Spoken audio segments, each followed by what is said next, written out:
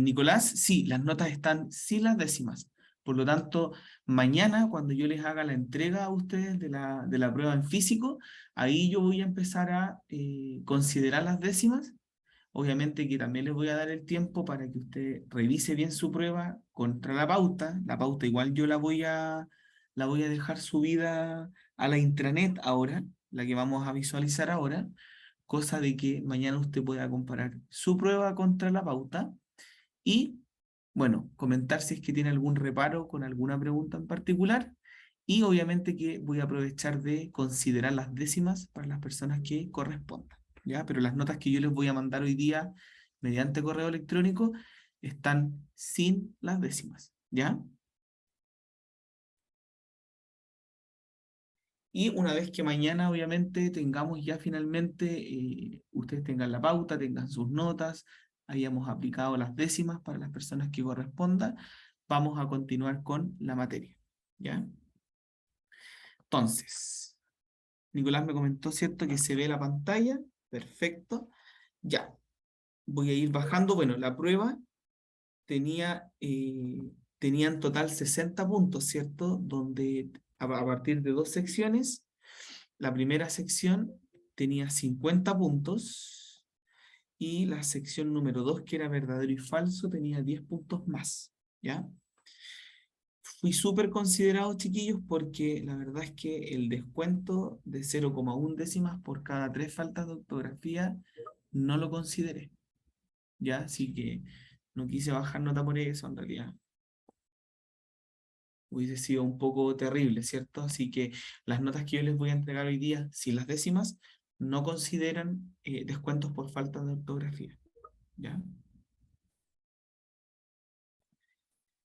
La primera pregunta, chiquillos, ¿alguien me escribe? Sí, gracias, profe. Sí, no hay falta de ortografía, así que para que todos tengan ahí la tranquilidad. ¿Ya? Partiendo con la primera pregunta, chiquillos, se les consultaba a ustedes como químicos farmacéuticos contratados por el Instituto de Salud Pública de Chile, donde usted lo que tenía que hacer acá era evaluar el siguiente documento técnico para el producto famotidina de 40. La gestión para poder validar e ingresar a la computadora. Súper, gracias. Perdón, chiquillos, justo me estaban preguntando algo. Y era específicamente, ¿cierto?, del producto famotidina de 40 miligramos comprimidos. Demos un segundito para admitir a quienes también se han sumado. Ahí sí. Y bueno, lo que nosotros, ¿cierto?, visualizamos en este documento, primero son todas las pruebas desde el control de calidad que se le aplican al producto, desde la descripción, la identificación, el peso promedio, la desintegración, y obviamente bajo un cierto cumplimiento de especificación para saber si el producto se aprueba o no, y cuál es el método que se va a utilizar para ejecutar ese control, ¿ya? Si es que es un método bajo USP, o es un método mediante HPLC, o el método es, por ejemplo, una inspección visual, ¿ya?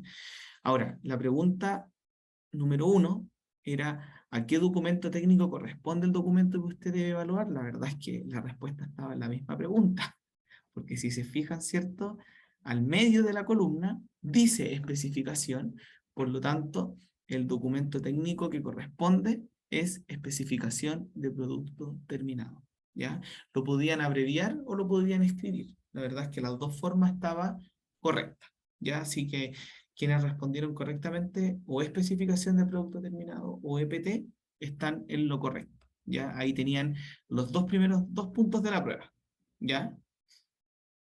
Luego, la pregunta número 2 indicaba cómo asegurábamos que ese documento anterior estuviese correctamente elaborado respecto a la información que debe contener ese documento. Obviamente, específicamente para el producto que estábamos evaluando, ¿cierto?, que es la famotidina de 40 miligramos comprimidos. Y la verdad es que algunos ahí se cayeron porque me indicaban la metodología analítica.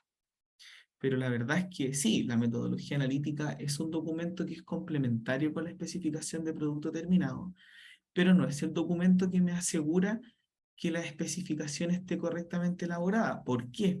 Porque recuérdense que existe una guía, que es la 12166, que me va a indicar cuáles son los controles mínimos que yo tengo que efectuar al producto dependiendo de esa forma farmacéutica.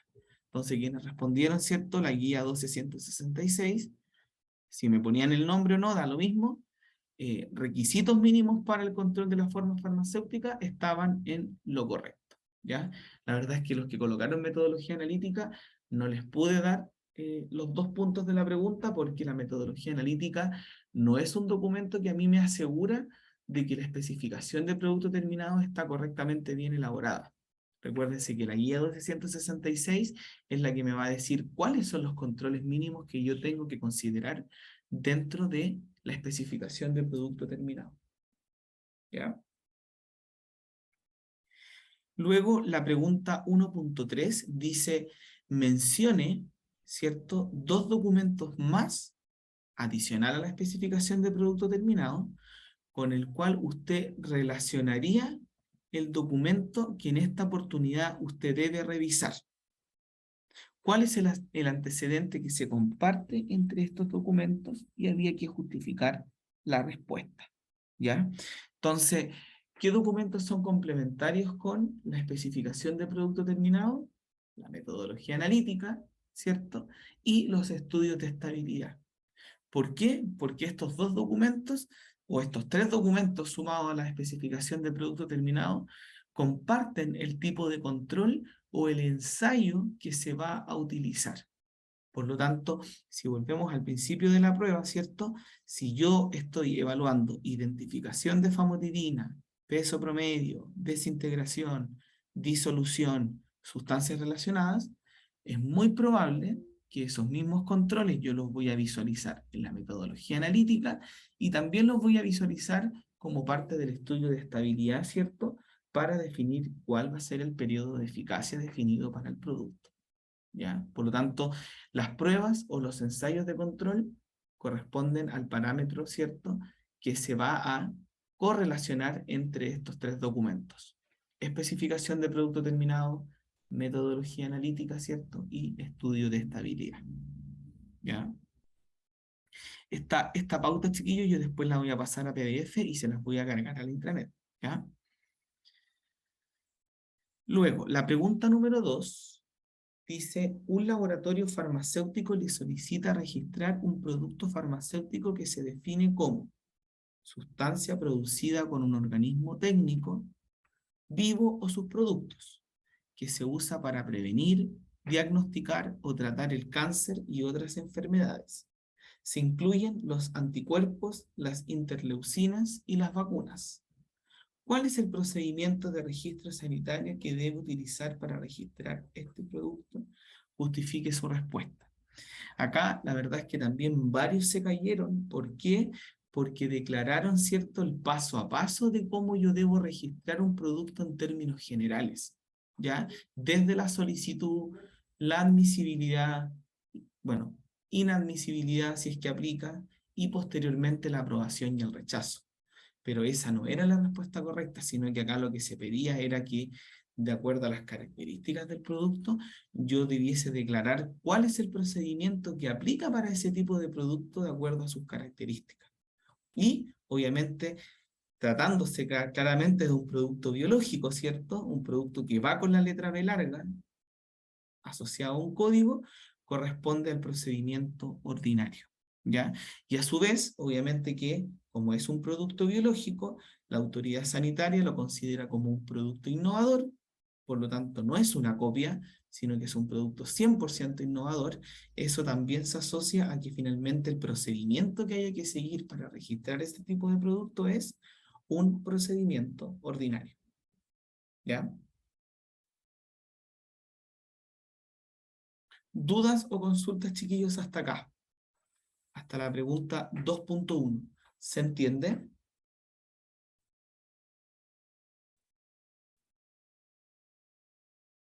Sí, profe. Perfecto.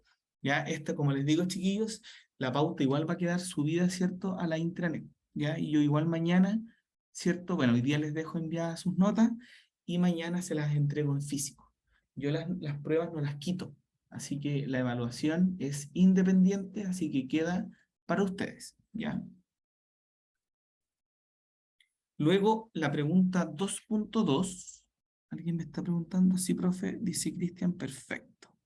Catalina también dice que vamos bien. Dice la pregunta 2.2. Mencione a lo menos 2 modificaciones por registro que son aplicables según la guía GEMOVAL, ¿cierto? Recuérdense que la guía GEMOVAL son modificaciones, ¿cierto?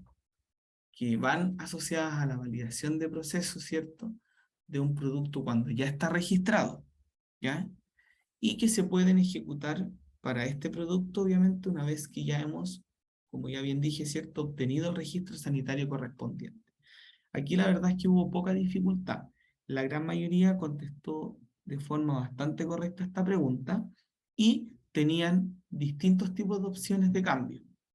Modificación de la fórmula, modificación de las especificaciones del producto terminado o de especificaciones en términos generales, ¿cierto? Modificaciones de la metodología analítica, modificaciones del envase, modificaciones del periodo de eficacia y modificaciones del principio, perdón, del fabricante del principio activo.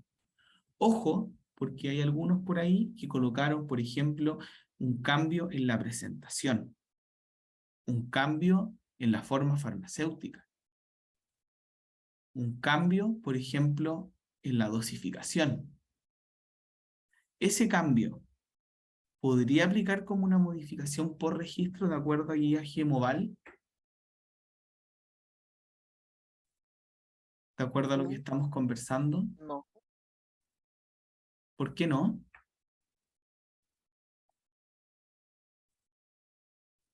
Sí, cambio del proceso de manufactura, Nicolás, también es correcto. Sí, porque se toma como un cambio de equipo también. También sí, no lo incorporé acá, pero lo vamos a aprovechar al tiro de incorporar. Modificación del proceso de manufactura, por ejemplo, puede ser proceso, equipo, etcétera. ¿Ya? Sí, también está correcto el cambio de manufactura.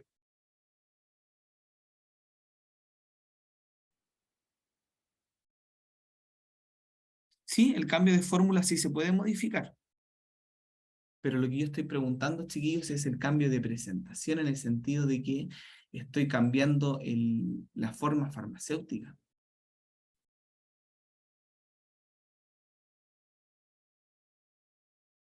Si yo estoy cambiando la forma farmacéutica, estoy prácticamente hablando de otro producto. Entonces, es muy probable, chicos, muy probable, es que si yo estoy cambiando, por ejemplo, de un comprimido a una cápsula, la autoridad sanitaria no me va a dejar mantener el mismo número de registro y me va a tener que obligar a tener que registrar otro tipo de producto bajo otro registro. ¿Ya? Así que por eso hay que tener ojo, ¿cierto?, con estas modificaciones por registro, que no es que uno pueda llegar y cambiar todo, porque si yo estoy cambiando la forma farmacéutica de un producto, ¿cierto?, o la presentación en términos de forma farmacéutica, estaríamos pensando en otro producto. ¿Ya? Por lo tanto, ojo ahí con quienes pusieron como no, cambio de forma farmacéutica. La verdad es que no se los pude considerar bueno porque estoy cambiando prácticamente la identidad del producto. Y eso, cuando la autoridad lo toma, entraría como un registro 100% nuevo. ¿Ya? Y no podría mantener el mismo número de registro. ¿Ya? ¿Se entiende, chiquillo, ese punto? Sí, profe. Perfecto. Luego, la pregunta 3 decía, usted como químico farmacéutico debe gestionar el trámite de aumento de periodo de eficacia para un producto farmacéutico que actualmente tiene 24 meses a 36 meses. Por lo tanto, ¿cuál es el documento técnico más importante que usted debe presentar para respaldar este cambio ante el Instituto de Salud Pública de Chile, previo a su autorización?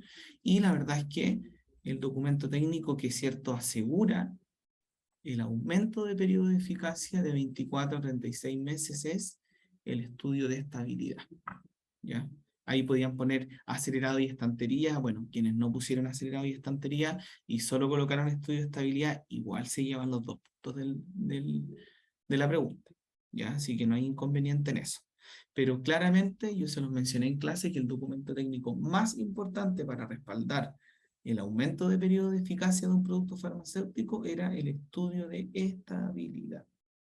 ¿Ya? De hecho, era cosa de leer la prueba un poquito más adelante, ¿cierto? Cuando yo les hago la pregunta de estabilidad, ¿cierto? Si es que usted aprueba o rechaza, y de ahí podían también haber sacado la respuesta a esta pregunta en particular. ¿Ya?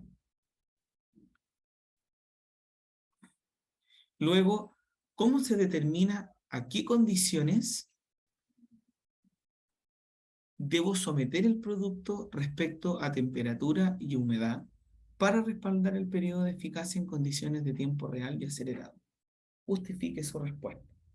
Esta pregunta tenía harto puntaje y lo mencionamos muchas veces en clases, ¿cierto, chiquillos? En el sentido de que eh, la zona geográfica en la cual yo voy a comercializar el producto es, en este caso, las condiciones a las cuales yo voy a someter el producto a estudio. Y de hecho dimos varios ejemplos, no sé si recuerdan, chiquillos, que yo justo les hablé de países que son tropicales, por ejemplo, República Dominicana, Cancún, Jamaica, y un montón de países, ¿cierto?, que tienen condiciones completamente distintas a las que se estudian, por lo menos acá en Chile, y eso obviamente va a ser lo determinante para yo decir, a tal temperatura yo someto el producto a tiempo real, y a tal temperatura someto el producto a estabilidad acelerada. Ya, por lo tanto, la zona geográfica, recuérdense que está la 1, 2, 3 y la 4, es la que nos va a determinar bajo qué condiciones yo debo estudiar el producto para determinar el estudio de estabilidad. ¿Ya? Acá varios igual se cayeron. ¿Por qué? Porque me indicaban, no, casi me colocaron de memoria, ¿cierto?, las condiciones de estabilidad acelerado y estantería, pero aplicadas para Chile. ¿Ya? Pero la pregunta va asociada a cómo yo debo determinar esas condiciones. Y las condiciones las determino sabiendo a qué país yo quiero lograr mi objetivo de autorizar el registro sanitario y la posterior comercialización. Por lo tanto, es súper determinante entender cuáles son las condiciones de temperatura y humedad del país donde yo quiero registrar y comercializar el producto farmacéutico. ¿Ya? Así que ojo ahí también con eso, y que bueno, algunos la tuvieron buena, ¿cierto? Pero fue un tema bien, y de hecho hubo una tarea, si no mal recuerdo, chiquillos, donde yo les solicité, ¿cierto?, investigar cuáles eran las zonas, cuáles eran las 4 zonas, ¿cierto?, climáticas eh, a las cuales se someten los productos farmacéuticos para, obviamente, asegurar estabilidad, obviamente, si el producto se comercializaba o no en ese país en particular. ¿Ya? Pero ojo con esa pregunta, y es muy probable que, o si no es más adelante en el examen, puede que esta pregunta vuelva, quizás no igual, pero vuelva a salir una pregunta de similares características. ¿Ya? Y fíjense, la respuesta es súper sencilla, lo determina la zona geográfica con las condiciones de temperatura y humedad relativa del país donde el producto se comercializará. Punto. No es más que eso. ¿Ya? Luego, la pregunta número 3 dice, especifique si con la siguiente información autorizaría o no el aumento del periodo de eficacia del producto de 24 a 36 meses. Justifique su respuesta. Fíjense que yo les entregué la información asociado a el estudio de estabilidad solo acelerado desde el inicio, desde el primer mes o desde el mes 0 hasta el 6º mes. Fíjense que todos los parámetros que se lograron medir para este producto cumplen, están en cumplimiento. Entonces, bajo esta información, lo que se les solicitaba, ¿cierto?, era verificar si el producto se autoriza o no a cambiar el periodo de eficacia de 24 a 36 meses. Aquí la gran mayoría tuvo buena la respuesta, ¿ya? Obviamente que no se autoriza bajo estas condiciones, ¿cierto? Dado que se debe observar el comportamiento de los parámetros que ahí se definen. por el estudio de estabilidad en condiciones de tiempo real, estantería, ¿ya? Además que yo tenga información solo hasta el sexto mes, eso no quiere decir que, por ejemplo, en el mes 9 o en el mes 12, alguno de estos parámetros medidos se pueda caer o pueda no cumplir.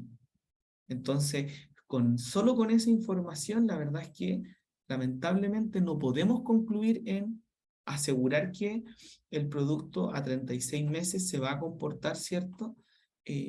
Con sus condiciones íntegras, ¿cierto? Y no afectando los parámetros de medición, ¿ya? Eh, por lo tanto, lo que yo tengo que hacer cuando yo evalúo un producto es tener toda la información. Y en este caso era súper importante también tener el informe de estudio de estabilidad a tiempo real, estantería, y ver cómo el producto se comporta, por ejemplo, en los 36 meses, que es el tiempo al cual yo quiero llegar, ¿cierto?, a mantener esa estabilidad, ¿ya? Eh, Además, ¿cierto? Para hacer los aumentos de periodo de eficacia, ¿cierto? Generalmente también el ISP, y lo comentamos, de lo que más se fija es del estudio de estabilidad estantería. ¿Por qué? Porque recuerden que el estudio de estabilidad estantería refleja las condiciones, por lo menos acá en Chile, a las cuales generalmente el producto se va a exponer, ¿ya? Nosotros en teoría tenemos un intervalo que fluctúa entre los 25 y los 30 grados Celsius, ¿cierto? Y tenemos en general, hay algunas variaciones, ¿cierto? Hay un más menos, pero por ejemplo también en parámetros de humedad, ¿cierto? A nivel local, nosotros manejamos entre un 60 y un 65% de porcentaje de humedad relativa. Por lo tanto, lo que a la autoridad le interesa es cómo se comporta el producto, pero desde el punto de vista de las condiciones de un estudio de estabilidad estantería y no tanto acelerado, ¿ya? Por lo tanto, hoy en día no sé qué tan necesario es la presentación de un estudio de estabilidad acelerado para aumentar el periodo de eficacia cuando yo lo que quiero asegurar es que el producto cumple las especificaciones, pero en las condiciones a las cuales comúnmente el producto se va a exponer, ¿ya? Y por otro lado, algunos, obviamente esto no va parte de la respuesta a la pregunta, pero recuérdense que para hacer un estudio de estabilidad, chiquillos, tanto estantería como acelerado, yo debo especificar 3 lotes mínimos de control. Por lo tanto, no tampoco puedo llegar y concluir solo con un lote que yo ya he fabricado. Tengo que tener mínimo 3 lotes y con esos mínimos 3 lotes yo podría sacar conclusiones y verificar si es que el producto se puede o no aumentar, en este caso, su periodo de eficacia. ¿Ya? Era una pregunta que tenía ahí su pillería, tenía alta complejidad, porque algunos, claro, ¿qué hicieron? Miraron que todos los parámetros cumplían, cumple todo, perfecto, lo apruebo. Sí, pero aprueba el producto en una condición acelerada, donde la condición de temperatura y humedad relativa es absolutamente distinta a la cual el producto se va a fabricar o se va a distribuir. Y por otro lado, hay un vacío entre el mes número 6 en adelante. Es decir, que con estos datos nadie me asegura que en el mes 9, en el mes 12, en el mes 15, estos parámetros se van a seguir comportando de forma correcta y puede que alguno de ellos, por ejemplo, no cumpla. ¿Ya? Por lo tanto, se carece de información, ¿cierto? Para asegurar que el producto pudiese ser autorizado a 36 meses. ¿Dudas o consultas, chiquillos, con esta pregunta que tenía ahí un poquito más de mayor complejidad?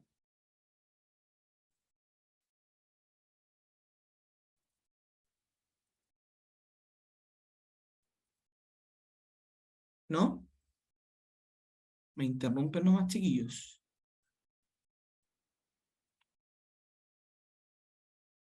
Ya. Luego la pregunta 4, chicos, que hace alusión a, con respecto a los distintos requisitos de calidad para el registro de un producto farmacéutico.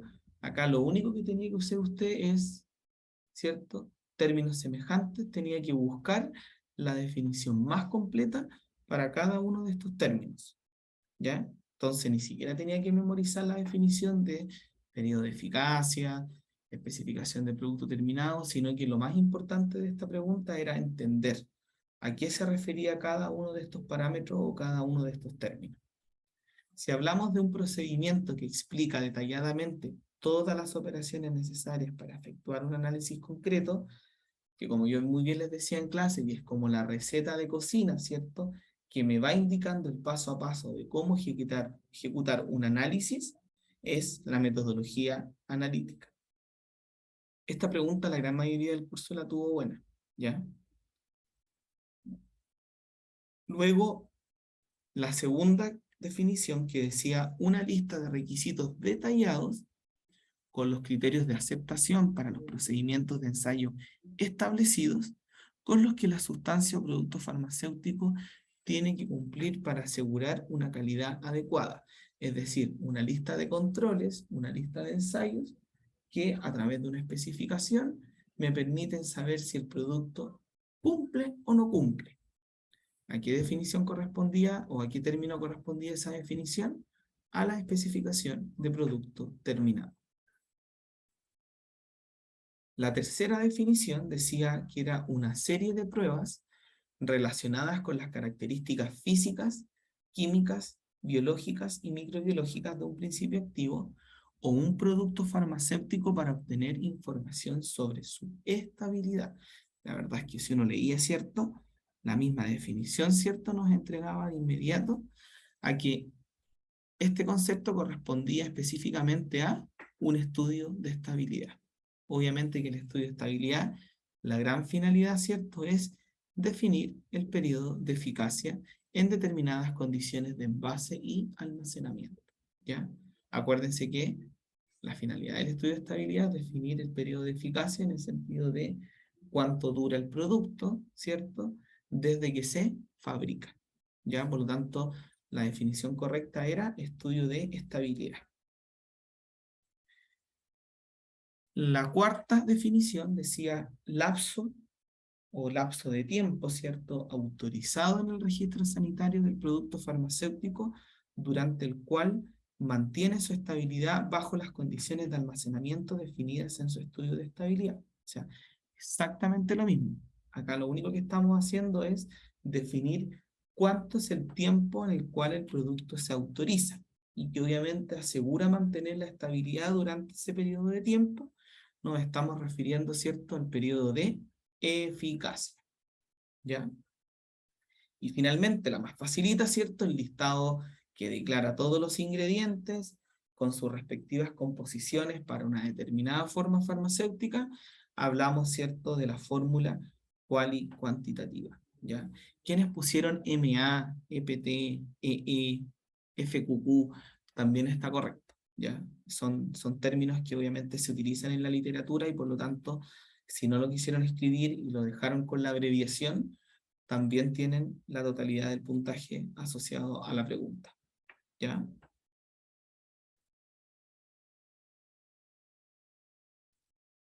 Luego la pregunta número 5 dice indicar si la fórmula cuantitativa, ¿cierto?, la FQQ, del siguiente producto del proveedor de nombre Baroc Pharmaceutical PBT Ltd cumple o no con la regulación, obviamente para presentar en la obtención del registro sanitario, justificar su respuesta. Aquí también varios compañeros se cayeron en el sentido de que, claro, si uno revisa la tabla, ¿cierto?, está bastante completa en el sentido de que en este listado se declaran de forma bastante clara cuál es el principio activo y cuáles son cada uno de los excipientes que participan como parte del desarrollo del producto. Y a su vez también se especifica cuál es la función que cumple cada excipiente dentro de esa formulación. Si es que es un emoliente, si es que es un lubricante, si es que es un diluyente. Aparte, obviamente, de identificar la fluoxetina clorhidrato, que sería el API, es decir, el principio activo.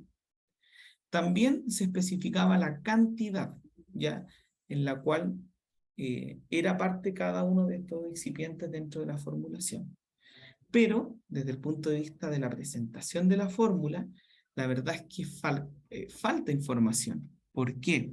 Porque cada excipiente y cada principio activo, aparte de tener identificada muy bien, como lo dice ahí, la función y la cantidad, también se tiene que identificar el método de control, ¿ya? Y el método de control muchas veces es un método que es farmacopeico, que puede ser US, ¿cierto? De la farmacopea americana, o la BP, ¿cierto? Que es la farmacopea británica, o también pudiese ser identificado a través de un método interno definido por el propio laboratorio, que es más bien conocido como un método in-house. Ya, entonces, lamentablemente, a pesar de que la tabla se ve súper completa, no se puede autorizar, ¿cierto? No cumple, principalmente porque no se especifica, ¿cierto?, el método de control que se utiliza para asegurar, ¿cierto?, que ese principio activo cumple con las características definidas en la presente tabla. ¿Ya? Así que la respuesta es no cumple, dado que para cada activo y excipiente, aparte de la función y la cantidad, se debe especificar el método de control, sea método de control farmacopeico, US, BP o método INC.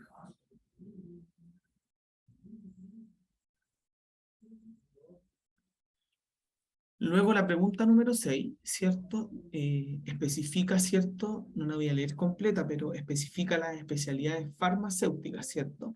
Recuérdense que nosotros tenemos 7 especialidades farmacéuticas, desde productos de origen o síntesis química, productos biológicos, radiofármacos, fitofármacos, productos homeopáticos, gases medicinales y tenemos categorizado un concepto de especialidad como otros.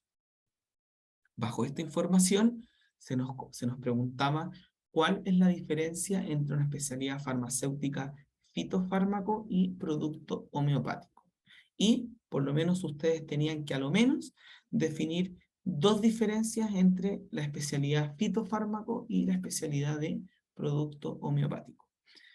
Acá hay varias, de hecho acá me faltó incorporar una, que ahí se las voy a mandar actualizadas, pero hay 4 principales diferencias. La primera, que es la más importante, ¿cierto?, es respecto a la concentración, ¿ya?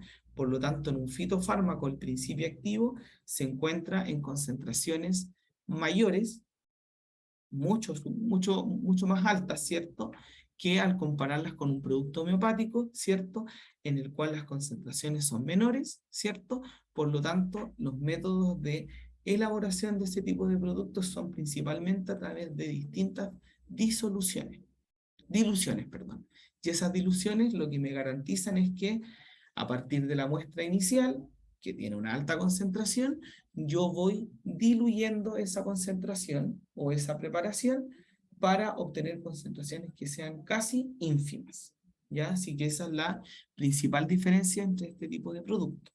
Recuerde que un producto homeopático no es ¿cómo es el concepto, chicos? ¿No? Eso, no es un placebo. Tenía la palabra en la punta de la lengua, pero no me acordaba. No es un placebo, chiquillos, el producto homeopático. Porque recuérdense que el placebo, ¿cierto? Solamente dentro de la formulación tengo los excipientes y carezco en absoluto del principio activo.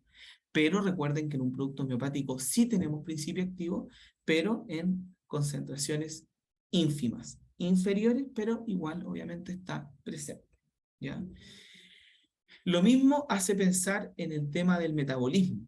Si yo tengo altas concentraciones en una presentación, quiere decir que los fitofármacos tienen un abundante metabolismo a nivel hepático y renal, y por lo tanto los productos homeopáticos carecen de algún tipo de metabolismo, porque como sus concentraciones son tan bajas, la verdad es que casi no hago trabajar ninguno de estos 2 órganos para que finalmente ejecuten tanto la metabolización como la excreción, ¿ya?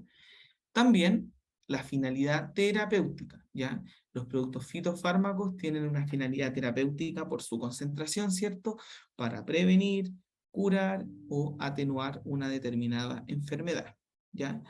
Y para los productos homeopáticos, ¿cierto? Son productos que principalmente se utilizan en ensayos en individuos sanos para ser prescritos o utilizados de acuerdo a la ley de la similitud. Ahí me faltó especificar un poquito más, pero son productos que más que curar y prevenir, sí, más que curar, ¿cierto? Son productos que uno los consume o la población los consume con una finalidad un poco más preventiva, como de atenuar ciertos síntomas, ¿cierto? A largo plazo, ¿ya? A diferencia de un producto, ¿cierto? Fitofármaco, donde la principal función es curar, tratar la enfermedad, ¿ya? También algunos compañeros me pusieron la diferencia, ¿cierto?, en el tema de la letra, de la identificación que tiene el rótulo. Esa respuesta también está correcta, ¿ya? De hecho, los fitofármacos, cuando uno ve el rótulo de este tipo de productos, los identifica con la letra mayúscula N asociado a un número correlativo, y los productos homeopáticos, ¿cierto?, a través de la letra H, ¿cierto?, asociado a un número correlativo. ¿Ya? Esa es la cuarta diferencia que les voy a incorporar acá antes de subir la pauta a la intranet. Pero también es esa diferencia en términos de la letra, en la identificación del rótulo, también es correcta. ¿Ya? Luego, la pregunta número 7 decía, usted es asesor perdón, no es asesor de técnico, es asesor técnico de registro sanitario para un importante laboratorio importador de productos farmacéuticos de uso humano y debe someter ante el ISP el dossier del producto cloxacilina 500 miligramos en presentación de cápsulas. Al preparar los requisitos del registro sanitario, específicamente los aspectos administrativos, se percatan que el laboratorio importador quiere registrar este producto con régimen de importación como producto semi-terminado, ¿ya? De hecho, el laboratorio actualmente solo cuenta con una droguería, obviamente para el almacenamiento, para la recepción, el almacenamiento y la distribución del producto, una vez que cuente con el registro sanitario respectivo otorgado por el ISP. De acuerdo con esta información, especifique la documentación legal que debe preparar para el dossier de cloxacilina, además de indicar, ojo, además de indicar las condiciones técnicas que debe cumplir cada documento. Algunos respondieron súper bien la primera parte de la pregunta, pero se les olvidó indicar cuáles son esas condiciones técnicas que tienen que cumplir este tipo de documentos, ¿ya? De hecho, la pregunta tenía 8 puntos, 6 puntos indicaban el tipo de documento legal que usted tenía que declarar, de hecho desde el certificado de producto farmacéutico, el GMP o certificado de buenas prácticas de manufactura del país de origen, o BPM, como usted lo quiera mencionar. La verdad es que las dos alternativas son correctas, ¿cierto? El certificado de libre venta o convenio de fabricación, no tenía que nombrar los dos, cualquiera de los dos que nombraba estaba correcto. El convenio de importación, porque es un producto importado. Ojo, el convenio de control de calidad, porque una vez que el producto se autoriza, tiene que pasar por un laboratorio que asegure que el producto cumple con calidad. Recuerden que en Chile la regulación exige que si tú traes un producto desde el extranjero, tienes que obligatoriamente hacer un análisis de control de calidad local. No puedo liberar el producto al mercado solo con el certificado de control de calidad del país de origen, ¿ya? Y clave, ¿cierto? Como hablábamos de un producto importado como semi-terminado, es decir, que le falta un proceso para poder finalizar, también había que establecer un convenio con algún laboratorio de acondicionamiento, ¿ya?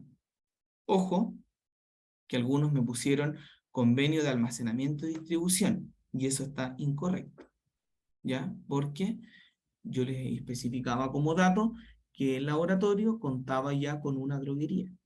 Por lo tanto, si el laboratorio ya tiene un centro logístico para recepcionar, almacenar y distribuir los productos, no necesito establecer ningún tipo de convenio que ejecute este tipo de actividad. ¿Ya? Por lo tanto, estos 6 documentos eran los que me podían garantizar el aspecto legal del producto para que finalmente pueda ser autorizado. Ahora, a varios les faltó indicar las condiciones técnicas, ¿ya? Esta documentación legal, recuerden que tiene que ser legalizada y firmada por los representantes legales, tanto el solicitante como el laboratorio. También legalizada por el consulado del país de procedencia del producto. También legalizada por el Ministerio de Relaciones Exteriores de Chile, más conocido como RREE. También acá me podían colocar la legalización también posterior en el país de origen, la legalización notarial. También lo consideré correcto. notarial. Y también, súper importante, chiquillos, la traducción oficial autorizada por la embajada del país de procedencia del producto. ¿Por qué? Porque si no me ponían eso, yo entiendo que el GMP, el CLB, el CPP, todos esos documentos me llegan en idiomas, ¿cierto? Que no corresponden al idioma en el cual el producto se quiere fabricar. Ya, y que en este caso sería en Chile. Entonces, claramente los documentos legales siempre deben ir traducidos, ¿cierto? De forma oficial por algún tipo de empresa o entidad reconocida por la embajada del país de procedencia del producto. ¿Ya? Tenía harta complejidad esta pregunta en el sentido de que no solamente bastaba con nombrar los documentos técnicos o legales que yo debiese someter para un producto importado, sino que también reconocer cuáles son esas consideraciones técnicas que deben tener estos documentos legales. ¿Alguien pregunta?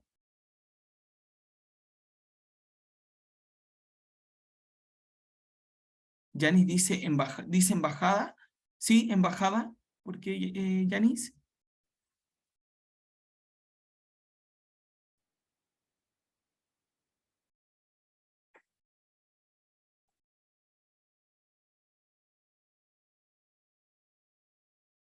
Ah, tiene toda la razón. Dice embalajada.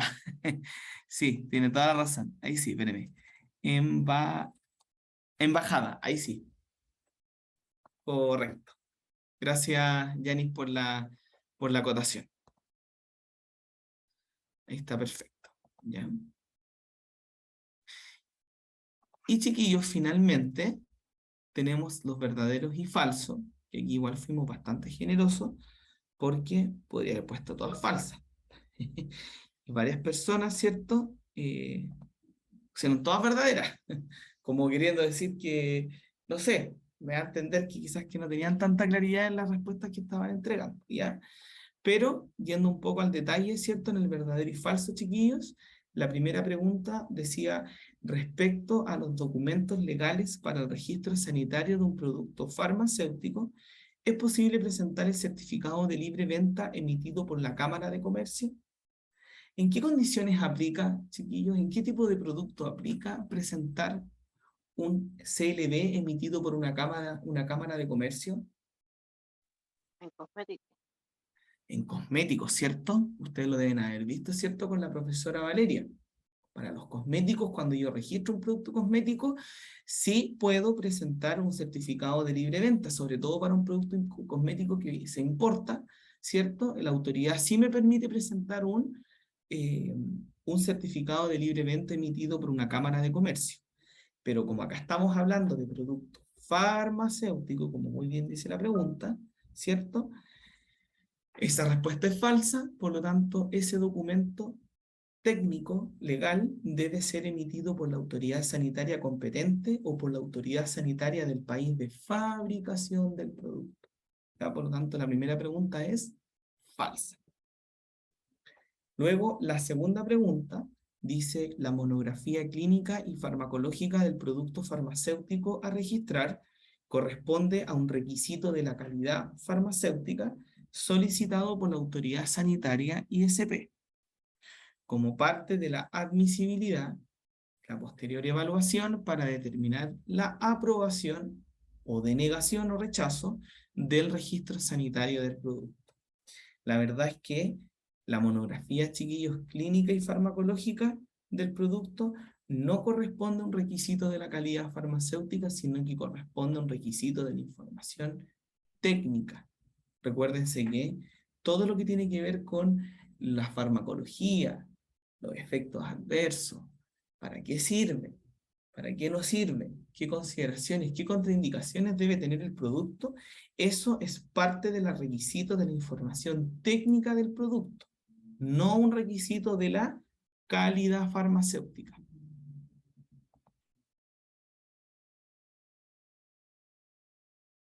Nicolás dice seguridad y eficacia clínica.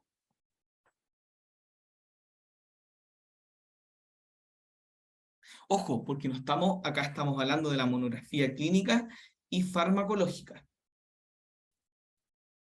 No estamos todavía hablando de los parámetros, ¿cierto?, asociados a, a los aspectos de la seguridad del producto. ¿Ya? Estamos hablando netamente de la monografía clínica y farmacológica, como pensando ahí, Nicolás, en para qué sirve el producto, qué estudios demuestran que el producto es efectivo, si hay estudios clínicos, cuál es el mecanismo de acción, ¿ya? Pero no estamos todavía pensando en los aspectos que asocian la seguridad del producto, ¿ya? Porque ese es el ítem que vimos al final, ¿cierto?, de todos los requisitos del producto. ¿Ya? Por lo tanto, todo lo que tiene que ver con monografía clínica, mecanismo de acción, farmacología, ADME, ¿cierto?, está asociado a la información técnica del producto y no a un requisito de la calidad farmacéutica. Luego, la pregunta número 3 dice: un producto bajo procedimiento abreviado en la etapa de admisibilidad del registro sanitario de un producto farmacéutico podrá aplicar para los productos incorporados en el petitorio mínimo de farmacia. Ya, ahí yo consideré, chiquillos, dos respuestas correctas: verdadero o falso. ¿Quiénes pusieron verdadero? Perfecto. Ahora, para quienes pusieron falso, obviamente, tenían que justificar que esos productos incorporados no son tanto en el petitorio mínimo de farmacia, sino que corresponden a los productos que están incorporados en el Formulario Nacional de Medicamentos. La consideré correcta porque tampoco en clases profundizamos mucho, chicos, respecto a la diferencia entre el Formulario Nacional de Medicamentos y el petitorio mínimo, ¿ya? Pero mañana nos vamos a tomar el chance, chiquillos, de poder lograr diferenciar muy bien estos dos conceptos, ¿ya? Pero si era verdadero o falso, la verdad es que teníamos esa opción de que las dos preguntas o las dos respuestas yo las consideraba correctas, ¿ya? Y finalmente las últimas dos, la 4 dice: el ISP podría autorizar la venta o uso previsional de productos farmacéuticos sin registro sanitario para aquellos productos que son utilizados en investigación clínica o ensayos clínicos aprobados por el Ministerio de Salud. Y esa respuesta también es verdadera, ¿ya? Verdadera porque recuérdense que el artículo 21, ¿cierto?, del Decreto Supremo número 3, considera que uno puede importar o puede comercializar productos sin registro sanitario, pero bajo ciertas consideraciones, ¿cierto? Situaciones pandémicas, situaciones de emergencia, situaciones de desabastecimiento, como también productos que se utilizan con fines de investigación científica o ensayos clínicos. Así que la pregunta número 4 es verdadera. Y la última asocia a el folleto de información al profesional y paciente, si es que correspondía o no a un requisito de la información técnica como parte del registro sanitario. Y esa respuesta también es verdadera, ¿ya? Así que ya con eso, chiquillos, estaríamos revisando, ¿cierto? Terminando de revisar la pauta de evaluación de la solemne que ustedes rindieron, ¿cierto? Acá voy a incorporar lo último acá de la diferencia, ¿cierto?, entre la letra y esta pauta. Yo se las voy a subir ahora, de inmediato terminando acá con ustedes, chicos, a la intranet, ¿ya? No los quise ir a hacer ir presencial para ver la pauta, pero mañana ya yo les entrego, bueno, les subo la pauta, ¿cierto?, para que usted la pueda imprimir, la tenga, cosa de que mañana cuando yo le entregue su solemne, ¿cierto?, física, usted la pueda revisar, la pueda contrastar, ¿ya? Ahí vamos a dar un plazo, yo creo que hasta el viernes, para cualquier tipo de reparo. Si es que alguien dice: profe, pucha, yo acá quise expresar tal cosa y usted me lo consideró incorrecto, qué sé yo, tiene obviamente ese chance para poder corregir su prueba con tranquilidad, y posterior a eso vamos a continuar con clases, ¿ya? Así que, terminando con ustedes, chiquillos, les subo la pauta.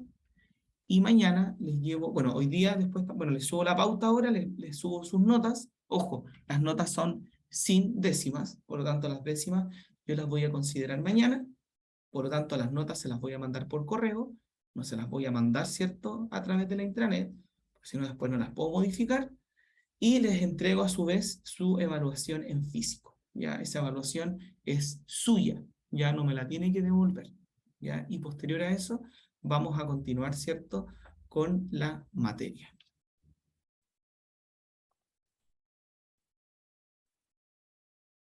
Yanis, buena pregunta. No, no, chiquillos, mañana no hay control, ¿ya? El control lo vamos a definir mañana y es muy probable que, de acuerdo a la materia que logremos avanzar hasta mañana, lo vayamos a ejecutar la próxima semana, ¿ya? Así que, para aclarar a todo el curso también, mañana no hay control porque obviamente estamos tan recién saliendo de solemne, que igual fue densa, fue compleja, así que no hay control por el día de mañana, sino que lo vamos a coordinar para la semana subsiguiente, ya de acuerdo a la materia que logremos avanzar mañana. Chiquillos, ¿dudas o consultas que les haya No, profe. surgido? Acá alguien escribe en el chat. Catalina dice ninguna, perfecto. Las notas, chiquillos, hay de todo. De todo. Hay buenas notas, algunas más o menos.